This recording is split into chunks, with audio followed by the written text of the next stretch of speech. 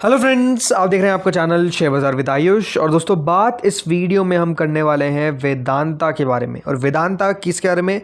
वेदांता के D merger के बारे में। बिकॉज इसको लेकर जो सबसे इम्पॉर्टेंट अपडेट आना था कि डी मर्जर की लिस्टिंग कब देखने को मिलेगी, वो चारों कंपनीज़ जो डी मर्ज हुई थी वेदांता से, उन चारों कंपनीज़ की लिस्टिंग कब होगी, उसकी डिटेल्स दोस्तों अब निकल कर आ चुकी है। तो इस वीडियो में उसी के ऊपर बात करेंगे कि वो कौन सी तारीख है जिसके दिन आपको वेदांता की चारों कंपनीज़ लिस्ट होती हुई देखने को मिलेगी, क्या डिटेल्स है, ये आपको इस वीडियो में पूरा पता चलेगा। तो वीडियो को आप लोग देखिएगा पूरा। लेकिन उससे पहले अभी तक अगर आपने दोस्तों चैनल को सब्सक्राइब नहीं किया तो सब्सक्राइब कर लीजिएगा, क्योंकि इंपॉर्टेंट है, ऐसे जो इंपॉर्टेंट अपडेट्स होते हैं वो सबसे पहले आपको हमारी चैनल पर मिलते हैं।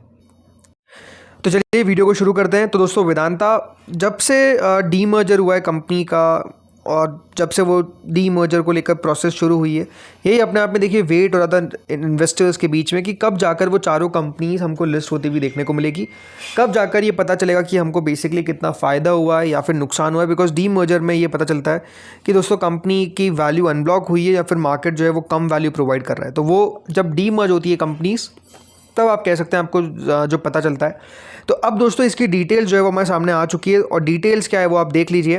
वेदांतास 4 demerged arms to get listed on exchanges on June 15। जी हाँ, तो सबसे इम्पॉर्टेंट और सबसे बड़ी डेट वो है कि 15 जून को ये चारों कंपनीज दोस्तों आपको लिस्ट होती हुई देखने को मिलेगी।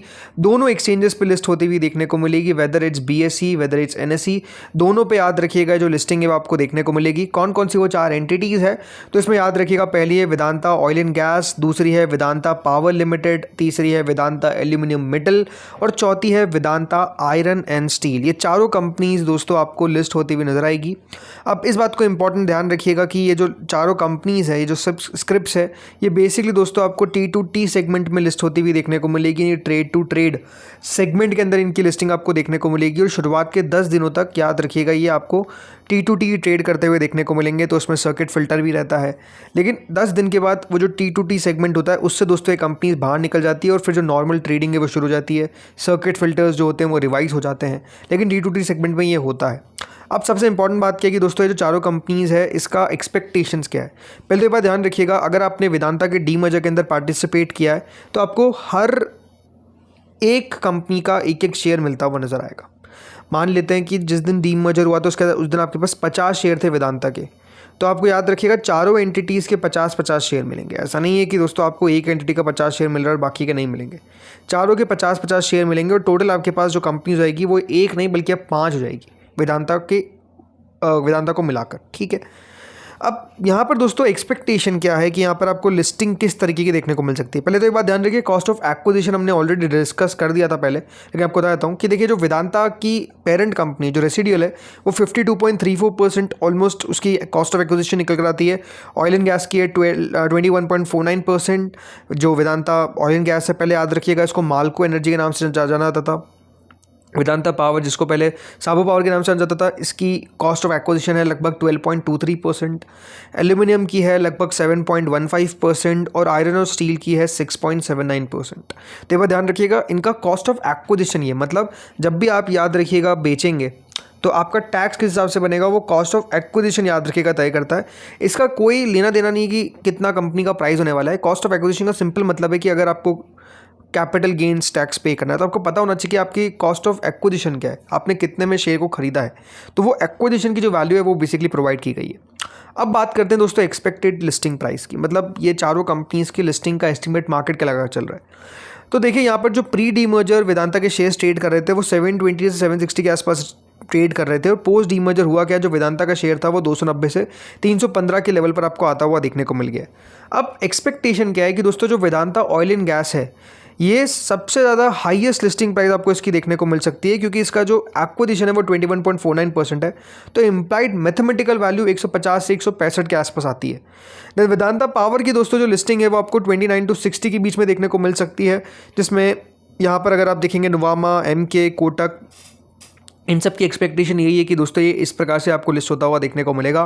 वेदांता एल्यूमिनियम मेटल लिमिटेड, क्योंकि दोस्तों इसको कमोडिटी टेलविंड्स है और जिस तरीके से लगातार ग्लोबली आपको एल्यूमिनियम प्राइसेस बढ़ती हुई देखने को मिल रही है, तो जो फेयर डिस्कवरी है वैल्यू की वो ऑलमोस्ट दोस्तों 50 से 65 के आसपास आती है। और वेदांता आयरन और स्टील के 45 से 55 के आसपास आपको जो लिस्टिंग है वो देखने को मिल सकती है।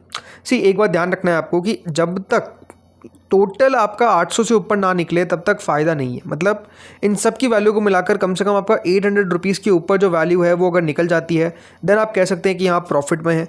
उसके नीचे अगर रहता है तो प्रॉफिट मतलब 750 से ऊपर जब भी रहेगा तो आपका प्रॉफिट रहेगा, क्योंकि ये बात ध्यान रखिए जिस दिन क्लोजिंग हुई थी उस हिसाब से प्राइस को हमको देखना रहता है।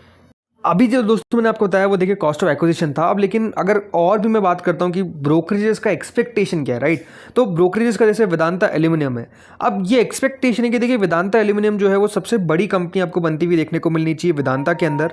रीज़न क्या है, बिकॉज जिस तरीके का कंपनी का बिजनेस है, one of the largest company है इस सेक्टर की, तो आईसीआईसीआई डायरेक्ट कहता है कि वेदांता एल्यूमिनियम अकेला ही ऑलमोस्ट 400 प्लस लिस्टिंग जो है वो इसकी आपको देखने को मिल सकती है, क्योंकि वैल्यूएशन अपने आप में काफ़ी ज़्यादा रिच है। नोवामा का मानना है कि 477 पर शेयर जो है वो इसका फेयर वैल्यू है अगर एल्यूमिनियम बिजनेस का निकाल जाता है।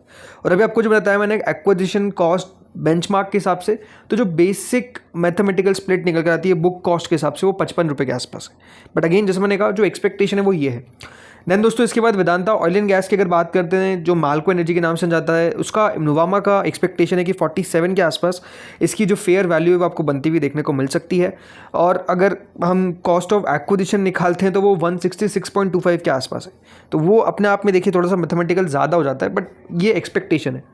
देन वेदांता पावर लिमिटेड की अगर बात करते हैं तो कोटक का मानना है कि 60 रुपये के आसपास, एमके का मानना है 51.7, नोवामा का मानना है 47, इन्वेस्टेक का मानना है 29 और आईसीआईसीआई सिक्योरिटीज़ का मानना है कि बेस लाइन अगर हम सम ऑफ पार्ट लेते हैं तो 13 के आसपास निकल आने चाहिए। तो आप देखिए ये जो ब्रोकरेजेस है सबका अपना अपना देखिए अनुमान है, सबका अपना अपना एस्टिमेट है। तो ये तो जिस दिन दोस्तों लिस्टिंग होगी इन चारों कंपनीज़ की तभी पता चलेगा। और आयरन स्टील में नोवामा का एक्सपेक्टेशन है 30 के आसपास का और कॉस्ट ऑफ एक्विजिशन बेंचमार्क के हिसाब से 52 के आसपास बैठता है। तो यही अपने आप में जैसे मैंने कहा देखने वाली बात रहेगी कि किस प्रकार की आपको लिस्टिंग देखने को मिलती है इन चारों कंपनीज की।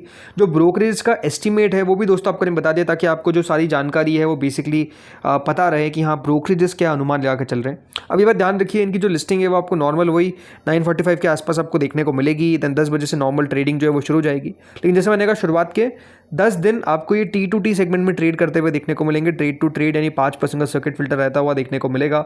ना 5% तक बढ़ सकते हैं ना 5% तक गिर सकते हैं।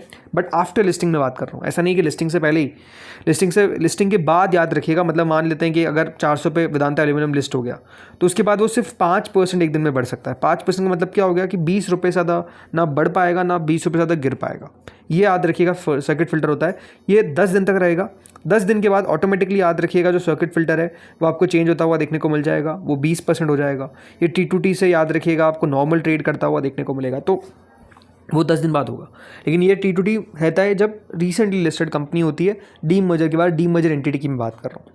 तो फ्रेंड्स इस वीडियो में इतना ही था, और जब जानकारी आपको आती हुई मेरे पास आती हुई देखने को मिलेगी तो आपको मैं ज़रूर साझा करूँगा। इस वीडियो में इतना ही था। अगर आपको वीडियो अच्छा लगा तो लाइक करिएगा, चैनल से पहली बार जुड़ा सब्सक्राइब करिएगा। Thank you friends for watching this video.